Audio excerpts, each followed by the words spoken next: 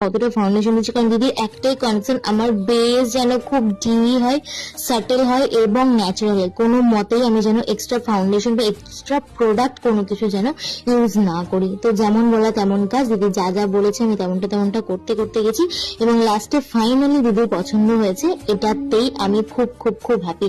আর এখানে দেখো আমি বেসটা সেট করেছি কিন্তু লুজ পাউডার দিয়ে না, যেহেতু ডিউই বেস চাইছিল দিদি, তাই জন্য আমি এখানে কম্প্যাক্ট দিয়ে বেসটা সেট করেছি।